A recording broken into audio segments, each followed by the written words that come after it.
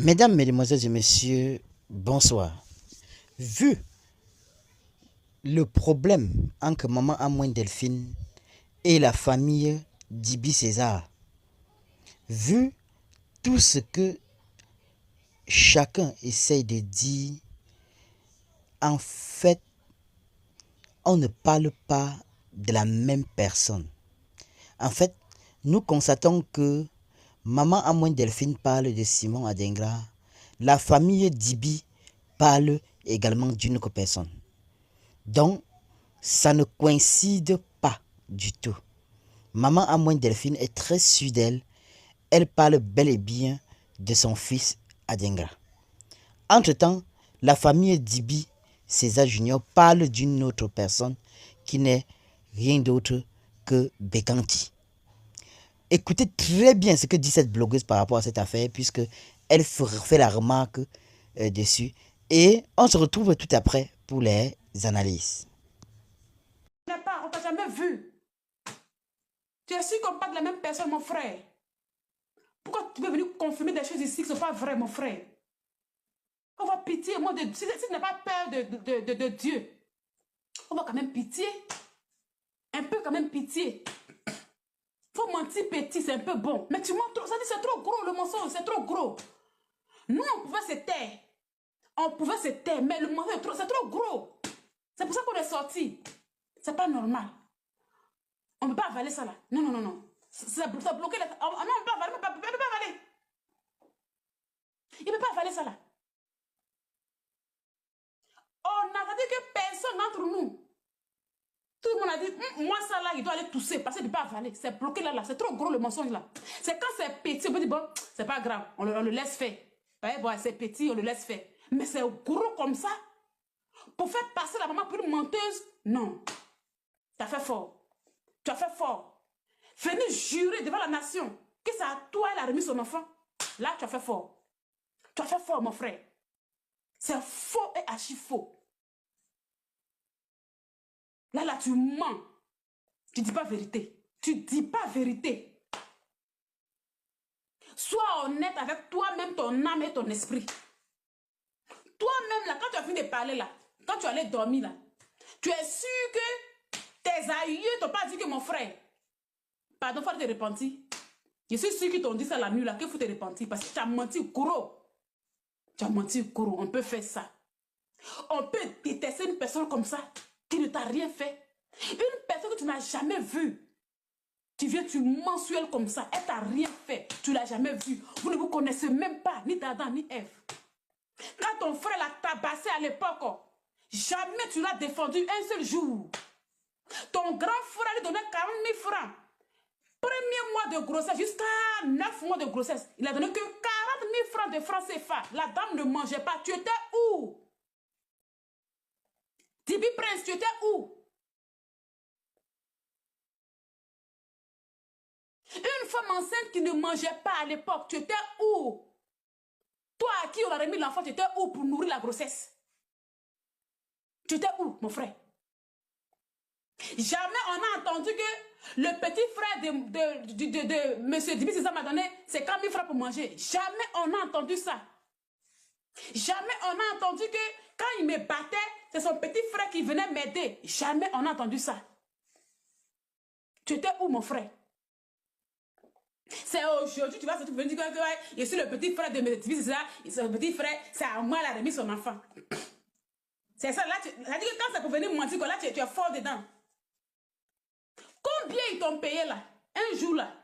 De la même manière, tu as pris ton courage pour aller parler dans les panels. Là. De cette même manière, tu as pris le courage un jour pour aller te mentir là-bas. Même si tu n'aimes pas une personne, ça ne sert à rien de venir inventer des choses sur elle. Laisse la pauvre dame dans sa douleur. Laisse-la pleurer. Laisse-la seule dans sa douleur. Toi-même, quand tu parles, même dans la vidéo, même quand tu parles, même quand on t'écoute parler, on sait que vous ne parlez même pas de la même personne. On a l'impression que même tu n'es même pas de la même famille que M. Dibi César. On a l'impression que vous n'êtes pas de la même famille. Parce que ton oncle qui est décédé là, ton oncle qui est décédé à l'époque là, chez qui il vivait là, tu n'as même pas mentionné son nom ici.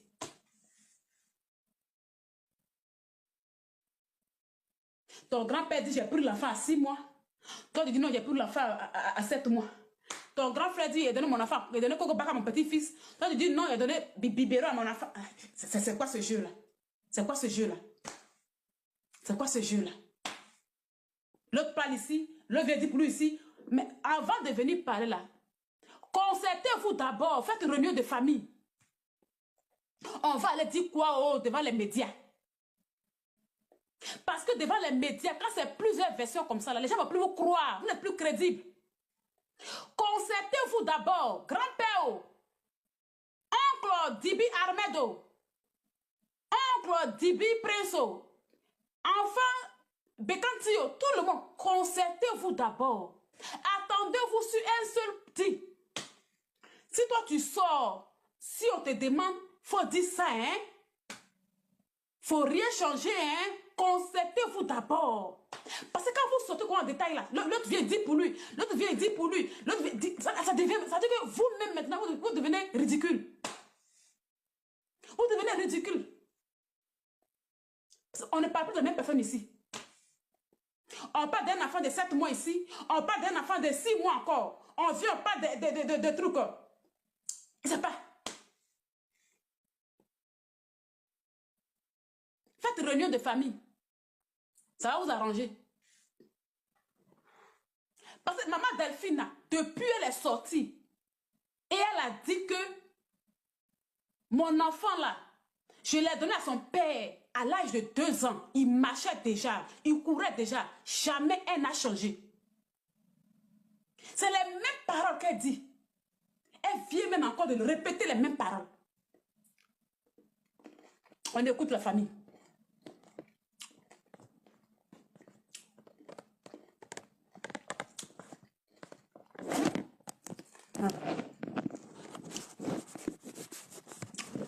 On va écouter.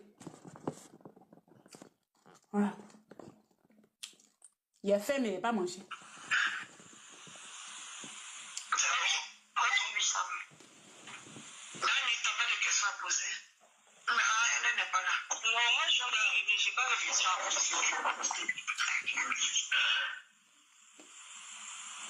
je vais récapituler un peu. Elle a dit tout à l'heure que quand elle a connu le monsieur Dibi César, il habitait à Williamsville. Et à Williamsville où il habitait avec un de ses oncles qui s'appelait Kwame. Et l'oncle étant décédé après, c'est comme ça que Dibi César s'est rendu à Mobotoumé pour aller chez son oncle pour le marier. Pendant ce temps, les deux ne se voyaient pas, mais elle était enceinte. Donc, c'est après qu'elle a croisé un monsieur qu'ils ont comme ami en commun, qui s'appelle Papier de Paris. C'est-à-dire que le monsieur, là, il fait couper les tickets au marché ou bien dans les magasins, bien la fois là. Et c'est ça, le monsieur a dit, mais ton Dibi César, là, il est dans ma cour là-bas avec son oncle. Donc, viens, je vais aller te montrer là-bas. Et c'est lui qui lui a montré la cour là-bas. Tu as vu? Donc, c'était comme ça ensemble jusqu'à ce qu'elle accouche. Quand elle a accouché, elle était à l'hôpital et qu'ils ont appelé César. Quand César est venu, il a touché le doigt de l'enfant et puis il est parti. Quand il est parti, il n'est plus revenu. Donc, c'est sa tante qui est restée avec elle. Elle, sa tante qui habitait au Massé, qui est venue rester avec elle avec le bébé, qui massait son ventre, qui avait le bébé. La tante a fait quelques jours, avec quelques semaines avec elle. Elle est retournée en famille parce qu'elle avait son foyer à gérer. Donc, quand c'est fini, là, l'enfant a commencé à tomber malade, la galère a commencé à prendre la place. Les choses, donc, c'était tellement dur pour elle, elle a pris l'enfant. L'enfant avait 2 ans. C'est comme ça qu'elle est allée chez les Dibi. C'est ça. Quand l'enfant était, elle était au CHU d'abord, pardon. Elle était au CHU là. Ils ont duré un peu là-bas. Quand ils sont sortis du CHU, n'ayant pas d'endroit pour dormir, elle est allée chez... Toi qui regardes, n'oublie pas de liker et de commenter. Vraiment, si tu n'es pas encore abonné, fais-le. Aidez-moi vraiment à travailler davantage. Quand vous likez comme ça, moi je suis content et ça m'aide. Merci pour la marque de confiance.